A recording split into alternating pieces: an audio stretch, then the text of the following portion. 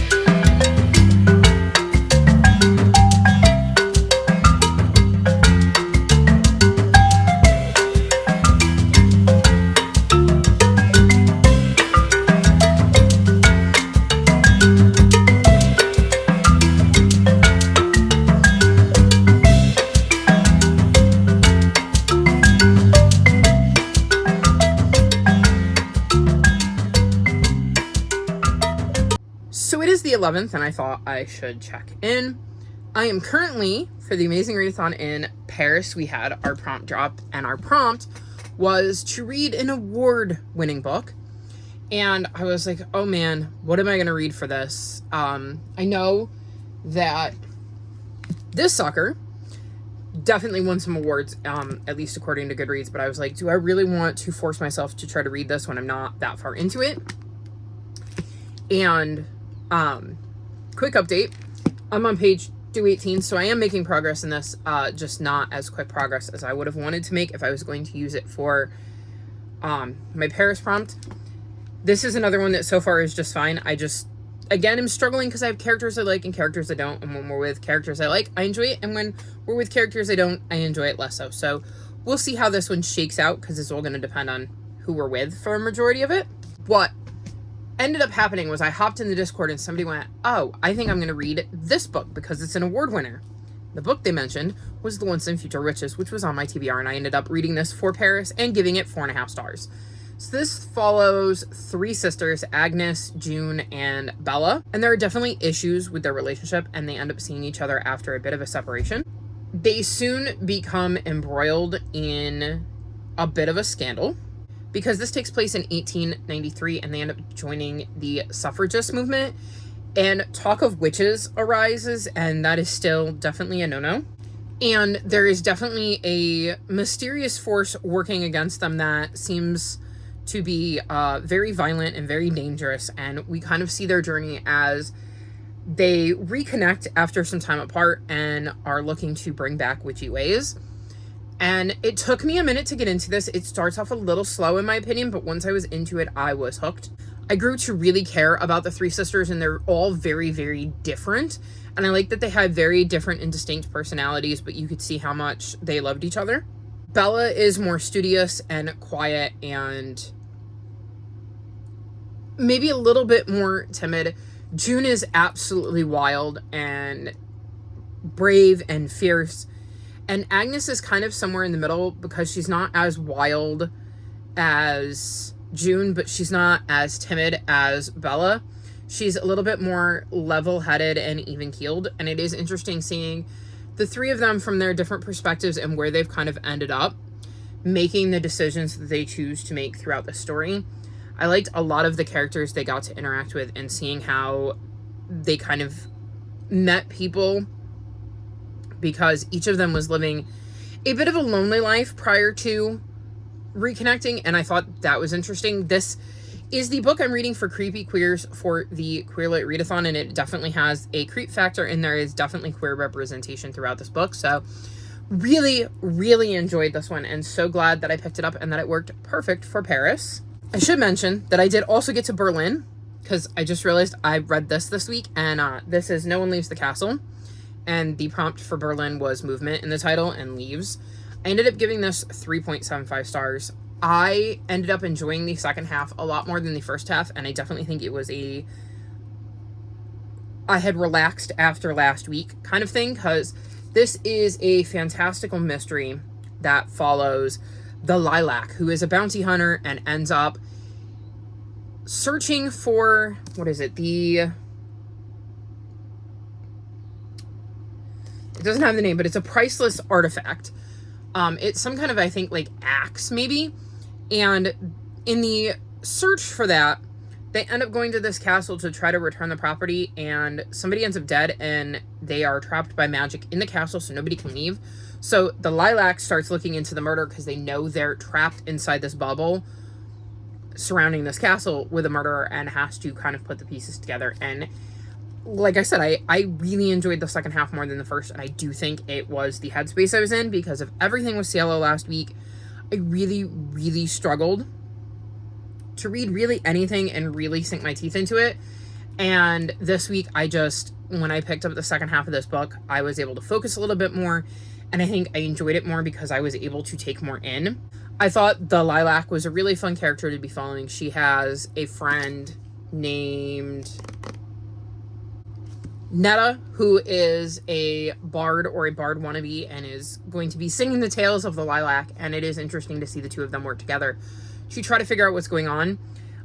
Each of the characters in the book is kind of unique, and interesting, and it seems like everybody is hiding a secret, so it is interesting seeing the Lilac try to parse through all of that and figure out whether those secrets relate to the death or not. This is a book I kind of wish I had read at a different time because I think I would have enjoyed it more, but it was definitely a good little mystery, and I really enjoyed the fantastical elements of it and how that also played a huge role in this story. So this was really, really good, and I think it probably deserves more than a 3.75, but I can only rate it based on the experience I had, and unfortunately I was reading it at the wrong time to maybe give it the fairest of shakes. I have made progress in Cosplay Killer. This follows Aussie, who is a former paramedic who walked away from his career after he lost a patient.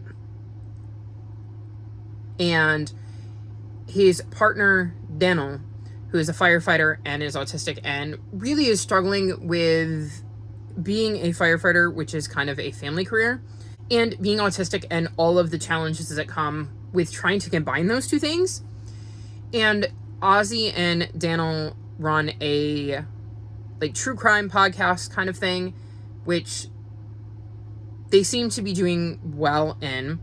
And they go to like a cosplay convention, and one of their friends ends up dead, and Ozzy is the one that stumbles upon her.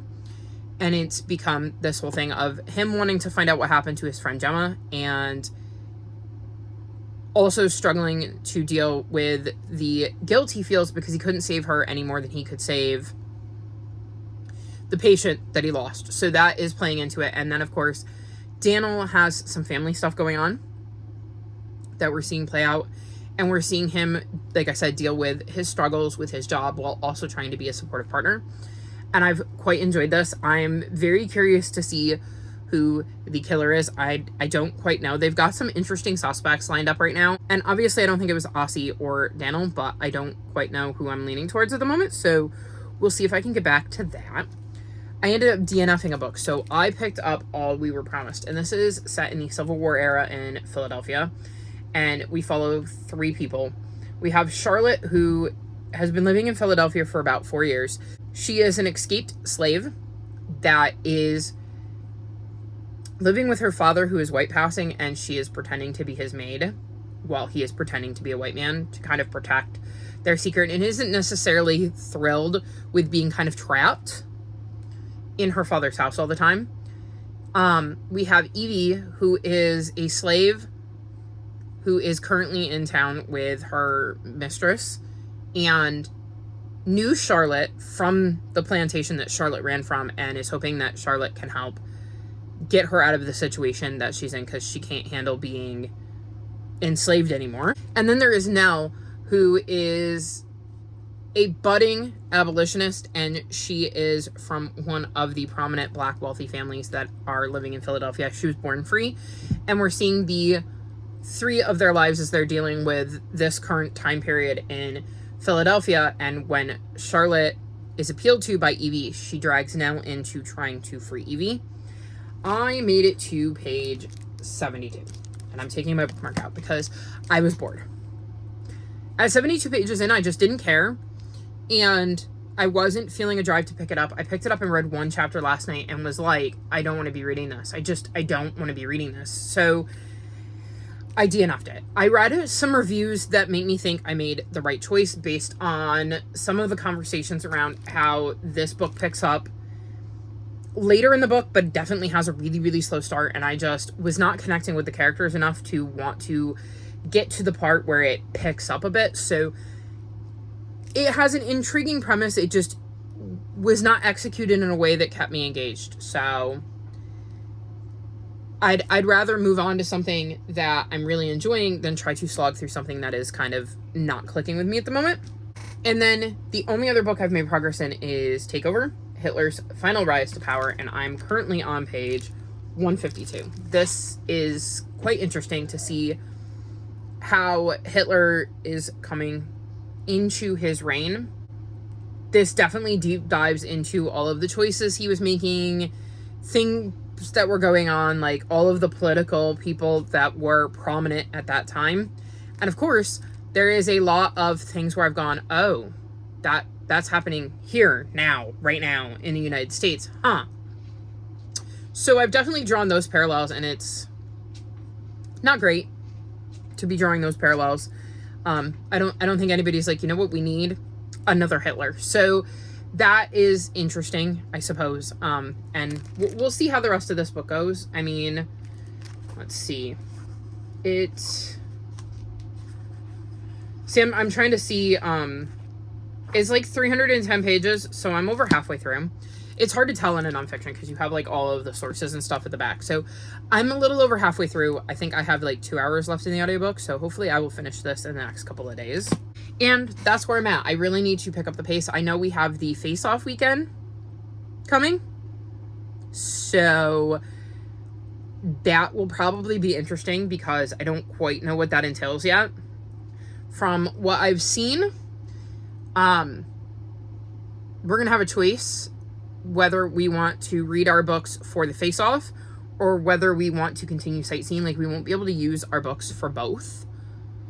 And I know we can get up to 500 of our currency to travel, which would make it so we can maybe fly an extra leg that we weren't going to be able to previously. But I don't know exactly how that's going to shake out and what the best strategy is there. So we'll see what I end up doing, but I am planning on using Face-Off Weekend to get through a lot of my shorter, quicker reads. So I have Witch Hat Atelier, I have Dance 10, I have Ragnar Crimson, those are all manga. I have Sanity in Tallulah, I have the newest Lightfall book, that's a graphic novel. I have The Legend of Annie Poe, which is a graphic novel. I have a couple of shorter non-fictions for my Queerlit Readathon TBR that I could get through. I have a couple of cozy mysteries I could pick up. So I'm going to see if I can get through some of that. I might even pick up a middle grade or two. And we'll see what I can get through this weekend. But I don't know exactly when that kicks off and whether I'm going to do a separate vlog for that or whether I'm just going to tie it into this one. So we'll see. I don't know exactly when I'm going to be back to wrap this up because I don't know if I'm going to do it Friday, which would be 7 days, or whether I will wrap it up early so I can do something separate for that. I haven't figured out, but I will check back in with you whenever it is I decide to wrap this up and let you know what else I've read.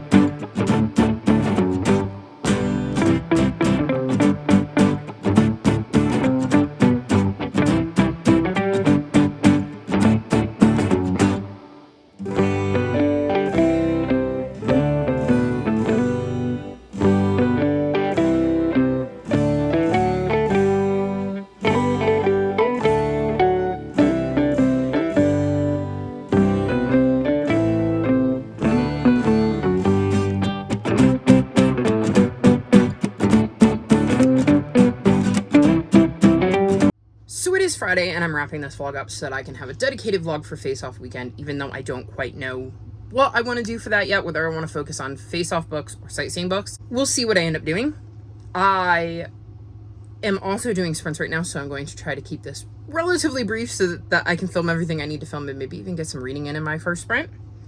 So we are now in Cape Town, South Africa, and we came in last place in the Amazing Readathon, which meant we had to put up a poll for the prompt of nature on the cover, and the winner of my poll was Fate Be Changed. And I ended up giving this 4.25 stars. This is a twisted tale that says, what if the witch gave Merida a different spell? And what is interesting is I've never watched Brave. So I know nothing about Merida or Merida's story or anything like that. So I went into this kind of blind, and it was interesting. And I don't normally talk about what happens in these outside of the twist. So I don't want to spoil that for you in case you also want to go into it with just the twist. But I really enjoyed the way this played out Again, I don't know how things played out in the original, so I don't have anything to compare it to, but the twist in this worked really, really well for me. I really enjoy Merida as a character. It made me want to watch Brave to see the difference between this story and her actual story. I thought she was a fascinating main character. I also like the other POV we get in this story, but I'm, again, not going to tell you who that is because I don't want to spoil things.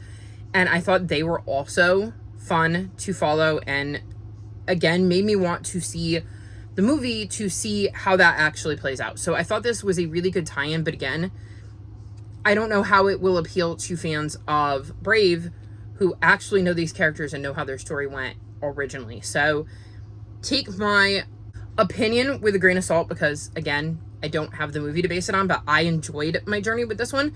It took me a little bit to get into, but again, that could be because I didn't know the characters. And I think there is some expectation when you read these that you know the characters because you've seen the movie.